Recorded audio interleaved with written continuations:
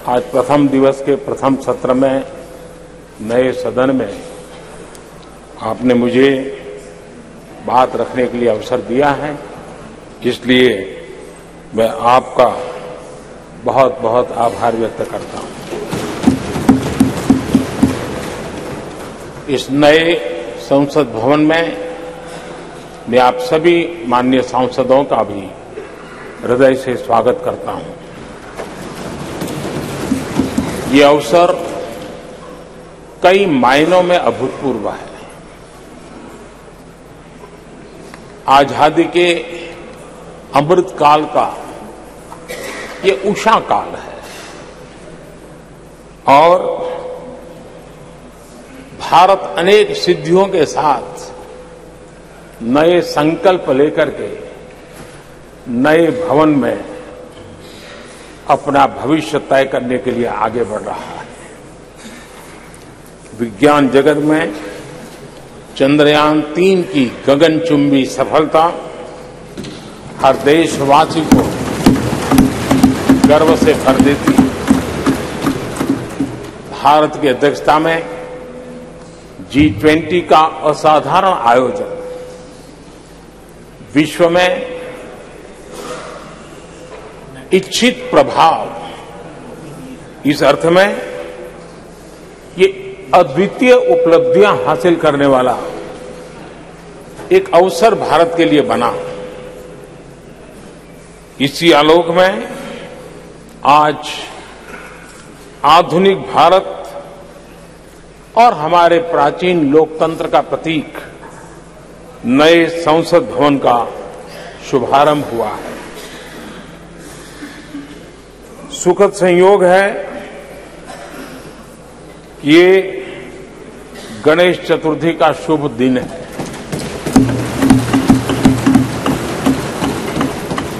गणेश जी शुभता और सिद्धि के देवता है। गणेश जी विवेक और ज्ञान के भी देवता है। इस पावन दिवस पर हमारा ये शुभारंभ संकल्प से सिद्धि की ओर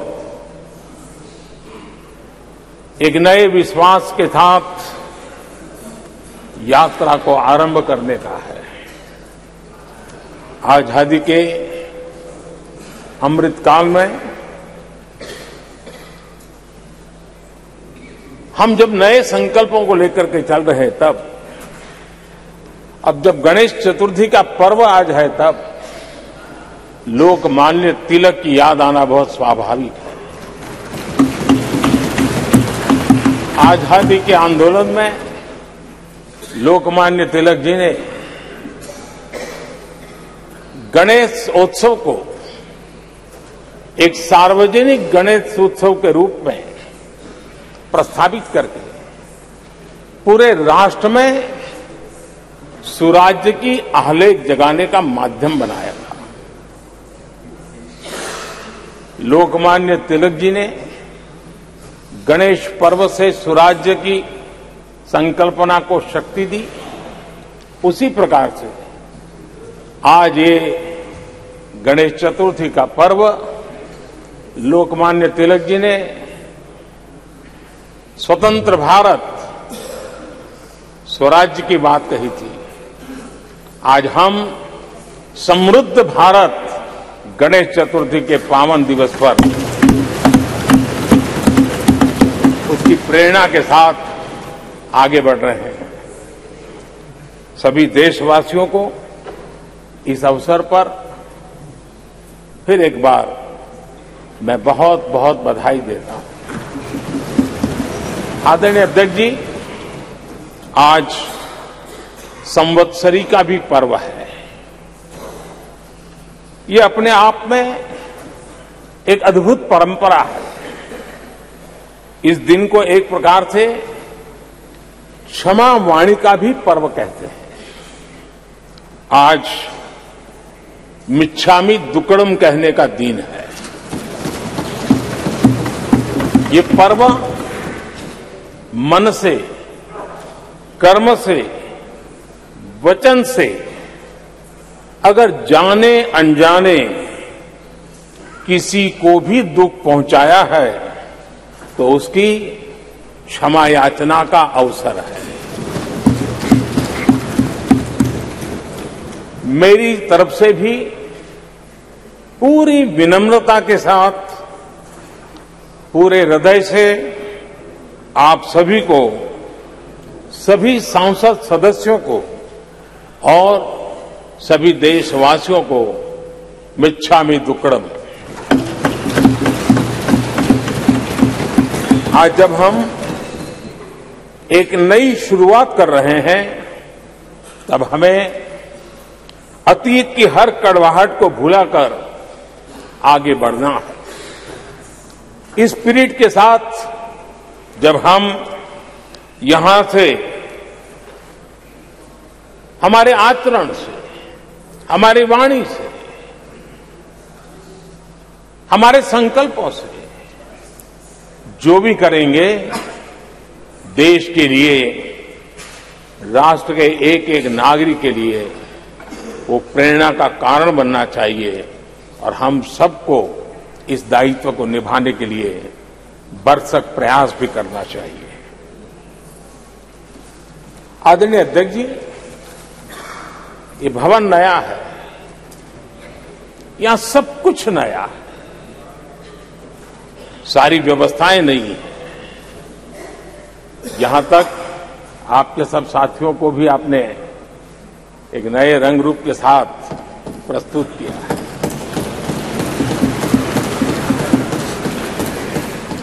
सब कुछ नया है, लेकिन यहां पर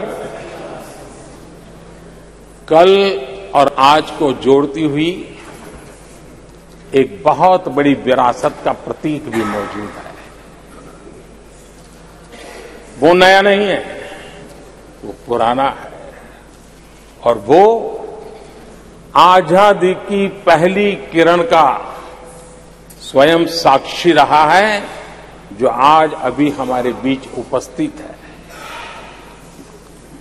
वो हमारे समृद्ध इतिहास को जोड़ता है और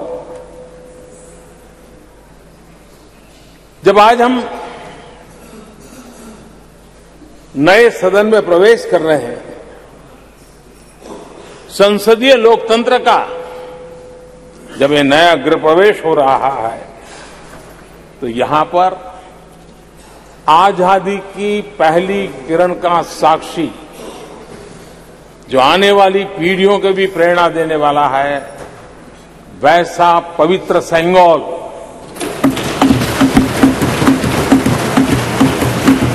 और ये वो सेंगोल है जिसको भारत के प्रथम प्रधानमंत्री पंडित नेहरू का स्पर्श हुआ था। ये पंडित नेहरू के हाथों में पूजा विधि कर करके आजादी के पर्व का प्रारंभ हुआ था और इसलिए एक बहुत महत्वपूर्ण अतीत को उसके साथ ये सेंगोल हमें जोड़ता है। तमिलनाडु की महान परंपरा का वो प्रतीक तो है ही, देश को जोड़ने का भी, देश की एकता का भी वो प्रतीक है। और हम सभी माननीय सांसदों को हमेशा जो पवित्र सेंगोल पंडित नेहरू के हाथ में शोभा देता था, वो आज हम सबकी प्रेरणा का कारण बन रहा है। इससे बड़ा गर्व क्या हो सकता है। आदरणीय अध्यक्ष जी, नए संसद भवन की भव्यता आधुनिक भारत के महिमा को भी मंडित करती है। हमारे श्रमिक, हमारे इंजीनियर्स, हमारे कामगारों, उनका पसीना इसमें लगा है और कोरोना काल में भी उन्होंने जिस लगन से इस काम को किया है, क्योंकि मुझे कार्य जब चल रहा था तब उन श्रमिकों के बीच आने का बार बार मौका मिलता था और खास करके मैं उनके स्वास्थ्य को लेकर के उनसे मिलने आता था लेकिन ऐसे समय भी उन्होंने इस बहुत बड़े सपने को पूरा किया। आज मैं चाहूंगा कि हम सब हमारे उन श्रमिकों का, हमारे उन कामगारों का, हमारे इंजीनियर्स का हृदय से धन्यवाद करें, हृदय से, जब उनके द्वारा निर्मित भावी पीढ़ियों को प्रेरणा देने वाला है। और 30,000 से ज्यादा श्रमिक बंधुओं ने परिश्रम किया है, पसीना बहाया है इस भव्य व्यवस्था को खड़ी करने के लिए, और कई पीढ़ियों के लिए ये बहुत बड़ा योगदान है। माननीय अध्यक्ष जी, मैं उन श्रमयोगियों का नमन तो करता ही, लेकिन एक नई परंपरा का प्रारंभ हो रहा है, इसका मुझे अत्यंत आनंद है। इस सदन में एक डिजिटल बुक रखी गई है, जिस डिजिटल बुक में उन सभी श्रमिकों के पूरा परिचय इसमें रखा गया है, ताकि आने वाली पीढ़ियों को पता चलेगा कि हिंदुस्तान के किस कोने से कौन श्रमिक ने आकर के इस भव्य इमारत को, यानी उनके पसीने को भी अमरत्व देने का प्रयास इस सदन में हो रहा है। ये एक नई शुरुआत है, शुभ शुरुआत है, और हम सब के लिए गर्व की शुरुआत है। मैं इस अवसर पर 140 करोड़ देशवासियों की तरफ से, मैं इस अवसर पर लोकतंत्र की महान परंपरा की तरफ से हमारे इन श्रमिकों का अभिनंदन करता हूं। आदरणीय अध्यक्ष जी, हमारे यहां कहा जाता है, यद भावो तद भवति, और इसलिए हमारा भाव जैसा होता है वैसे ही कुछ घटित होता है। यद भावो तद भवति, और इसलिए हम जैसी भावना करते हैं और हम जैसी भावना करके प्रवेश किया है, मुझे विश्वास है भावना भीतर जो होगी, हम भी वैसे ही खुद भी बनते जाएंगे, और वो बहुत बड़ी स्वाभाविक है। भवन बदला है, मैं चाहूंगा भाव भी बदलना चाहिए, भावना भी बदलनी चाहिए।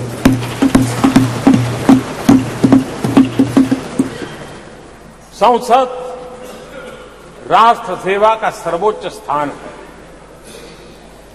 ये संसद दलहित के लिए नहीं है। हमारे संविधान निर्माताओं ने इतनी पवित्र संस्था का निर्माण दलहित के लिए नहीं, सिर्फ और सिर्फ देश हित के लिए किया।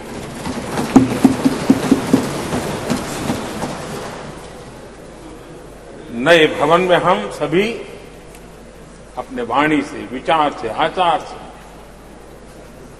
संविधान के जो स्पिरिट है, उन मानदंडों को लेकर के, नए संकल्पों के अनुसार नई भाव को लेकर के, नई भावना को लेकर के, मैं आशा करता हूं अध्यक्ष जी, आप कल भी कह रहे थे, आज भी कह रहे थे, कभी स्पष्ट कह रहे थे, कभी थोड़ा लपेट कर भी कह रहे थे, हम सांसदों के व्यवहार के संबंध में मैं मेरी तरफ से आपको आश्वासन देता हूं कि हमारा पूरा प्रयास रहेगा, और मैं चाहूंगा कि सदन के नेता के नाते हम सभी सांसद आपकी आशा अपेक्षा में खरे उतरें, हम अनुशासन का पालन करें। देश हमें देखता है, आप जैसा दिशा निर्देश करें। लेकिन माननीय अध्यक्ष जी, अभी चुनाव तो दूर है, और जितना समय हमारे पास बचा है इस पार्लियामेंट के, मैं पक्का मानता हूं कि यहां जो व्यवहार होगा ये निर्धारित करेगा कि कौन यहां बैठने के लिए व्यवहार करता है और कौन वहां बैठने के लिए व्यवहार करता है। जो वहां ही बैठे रहना चाहता है उसका व्यवहार क्या होगा, और जो यहां आकर के भविष्य में बैठना चाहता है उसका व्यवहार क्या होगा, इसका फर्क बिल्कुल आने वाले महीनों में देश देखेगा और उनके बर्ताव से पता चलेगा। ये मुझे पूरा विश्वास है। आदरणीय अध्यक्ष जी, हमारे यहां वेदों में कहा गया है, सम्यच्च सब्रता भूत्वा वाचम वदत भद्रया, अर्थात हम सब एक मत होकर, एक समान संकल्प लेकर कल्याणकारी सार्थक संवाद करें। यहां हमारे विचार अलग हो सकते हैं, विमर्श अलग हो सकते हैं, लेकिन हमारे संकल्प एकजुट ही होते हैं, एकजुट ही रहते हैं, और इसलिए हमें उसकी एकजुटता के लिए भी भरपूर प्रयास करता रहना चाहिए। आदरणीय अध्यक्ष जी, हमारी संसद ने राष्ट्रहित के तमाम बड़े अवसरों पर ही इसी भावना से काम किया है। न कोई इधर का है न उधर का है, सब कोई राष्ट्र के लिए करते रहे। मुझे आशा है कि इस नई शुरुआत के साथ इस संवादीय के वातावरण में और इस संसद के पूरे डिबेट में हम उस भावना को जितनी ज्यादा मजबूत करेंगे, हमारी आने वाली पीढ़ियों को अवश्य हम प्रेरणा देंगे। संसदीय परंपराओं की जो लक्ष्मण रेखा है, उन लक्ष्मण रेखा का पालन हम सबको करना चाहिए, और वो स्पीकर महोदय की अपेक्षा को हमें जरूर पूरा करने की कोशिश करनी चाहिए। आदरणीय अध्यक्ष जी, लोकतंत्र में राजनीति, नीति और शक्ति का इस्तेमाल ये समाज में प्रभावी बदलाव का एक बहुत बड़ा माध्यम होता है, और इसलिए स्पेस हो या स्पोर्ट्स हो,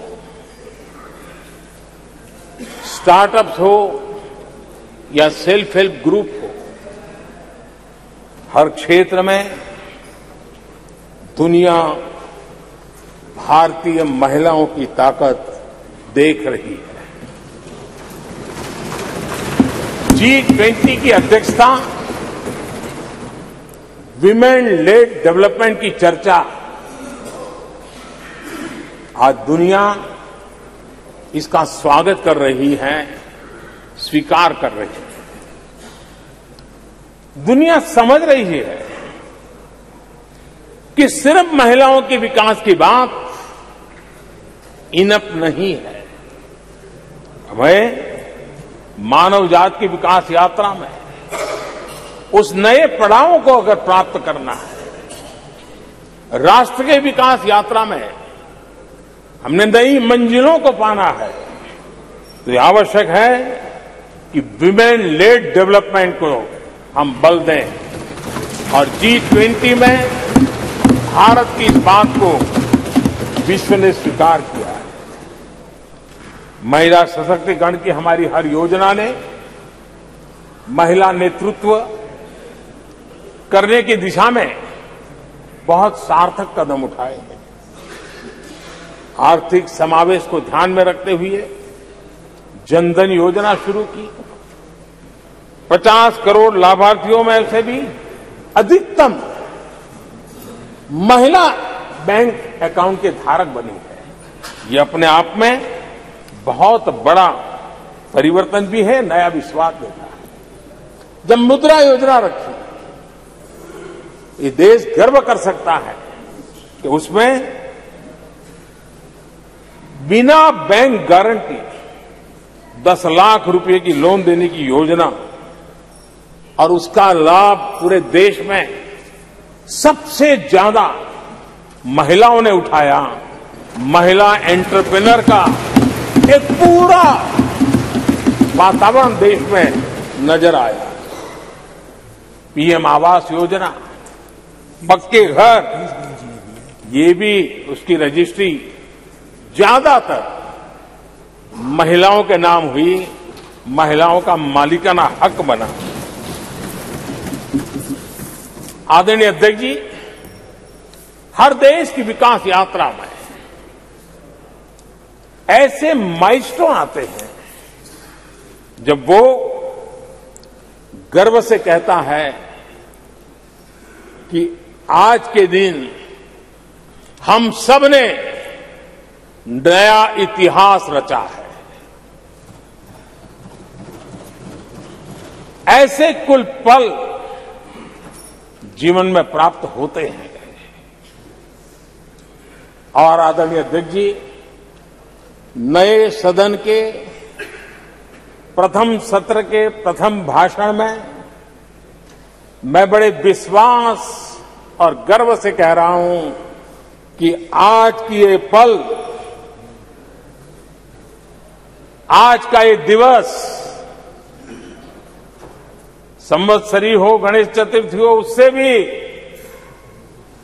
आशीर्वाद प्राप्त करते हुए इतिहास में नाम दर्ज करने वाला समय है।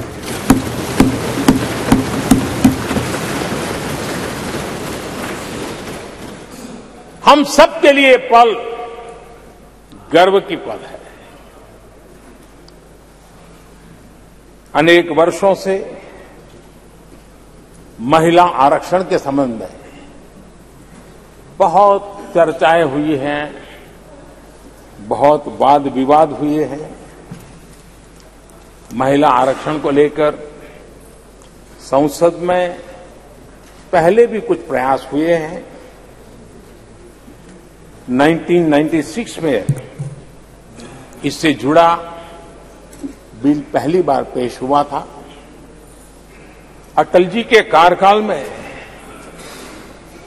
कई बार महिला आरक्षण का बिल पेश किया गया, कई बार, लेकिन उसे पार कराने के लिए आंकड़े नहीं जुटा पाए और उसके कारण वो सपना अधूरा रह गया।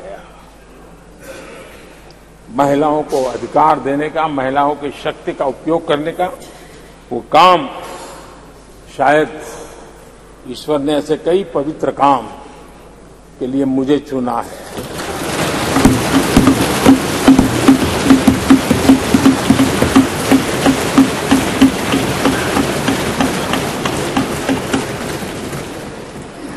एक बार फिर हमारी सरकार ने इस दिशा में कदम बढ़ाया है।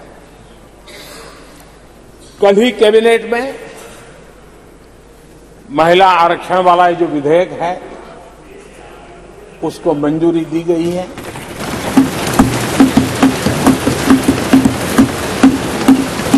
आज 19 सितंबर की ये तारीख इसीलिए इतिहास में अमरत्व को प्राप्त करने जा रहे हैं। आज जब महिलाएं हर सेक्टर में तेजी से आगे बढ़ रही हैं, नेतृत्व कर रही है, तो बहुत आवश्यक है कि नीति निर्धारण में, पॉलिसी मेकिंग में हमारी माताएं, बहनें, हमारी नारी शक्ति अधिकतम योगदान दें, ज्यादा से ज्यादा योगदान दें। योगदान ही नहीं, वे महत्वपूर्ण भूमिका निभाएं। आज इस ऐतिहासिक मौके पर नए संसद भवन में सदन की सदन की पहली कार्यवाही के रूप में उस कार्यवाही के अवसर पर देश के इस नए बदलाव का आह्वान किया है और देश की नारी शक्ति के लिए सभी सांसद मिलकर के नए प्रवेश द्वार खोल दें, इसका आरंभ हम इस महत्वपूर्ण निर्णय से करने जा रहे हैं। विमेन लेड डेवलपमेंट के अपने संकल्प को आगे बढ़ाते हुए हमारी सरकार आज एक प्रमुख संविधान संशोधन विधेयक प्रस्तुत कर रही है। इस विधेयक का लक्ष्य लोकसभा और विधानसभाओं में महिलाओं की भागीदारी का विस्तार करने का है। नारी शक्ति बंधन अधिनियम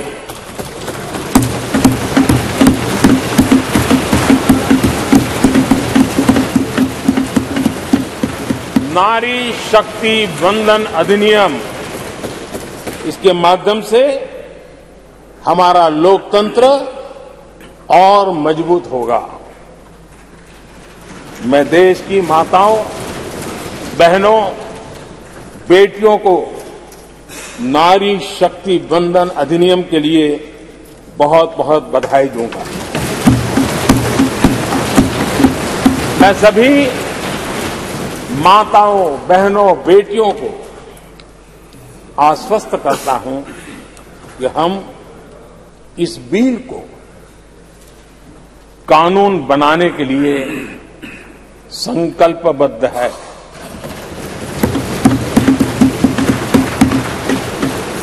मैं इस सदन में सभी साथियों से आग्रहपूर्वक निवेदन करता हूं, आग्रह भी करता हूं और जब एक पावन शुरुआत हो रही है, पावक विचार हमारे सामने आया है, तो सर्वसम्मति से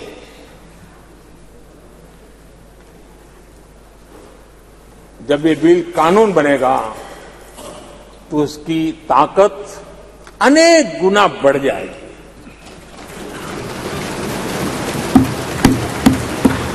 और इसलिए मैं सभी माननीय सांसदों से, दोनों सदन के सभी माननीय सांसदों से इसे सर्वसम्मति से पारित करने के लिए प्रार्थना करते हुए आपका आभार व्यक्त करता हूं कि इस नए सदन के प्रथम सत्र में मुझे आपने मेरी भावनाओं को व्यक्त करने का अवसर दिया। बहुत